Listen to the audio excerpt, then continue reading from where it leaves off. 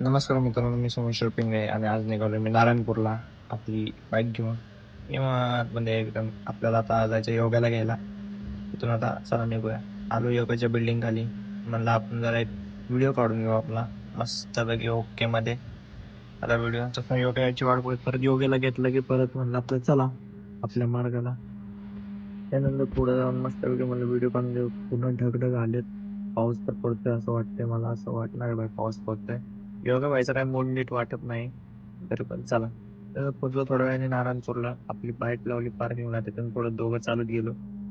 गंमत मस्त होतं म्हणजे आज तर गर्दी खूप होती. मागच्या वेळेपेक्षा आज गर्दी जास्त होती. मी जरा उशिरा गेलो. इथं म्हणजे सगळं चाललेलं. गुरुदेव दत्त. मस्त वाटतं, एकदम प्रसन्न वाटतं बघितलं की एकदम. पण गर्दी जाम गर्दी होती म्हणजे जाम गर्दी. लय एवढी गर्दी आहे ना, मी फर्स्ट टाइम बघतो आता. मी काही लय दिवस पण गेलो नव्हतो. मागच्या वेळेला तर एवढी गर्दी नव्हती. त्यानंतर आलो मंदिरामध्ये इकडे.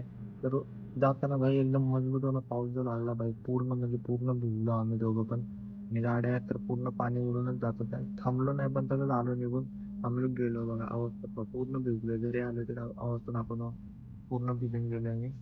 पाणी घेऊन पडतंय. त्यामुळे थोडा वेळ अंग पुसून घेतलं, नंतर गेलो शिवम पवारच्या रूमवर. आलो आपलं तिथून झालं की आलो आदित्यकडे आणि त्याची यात्रा होती.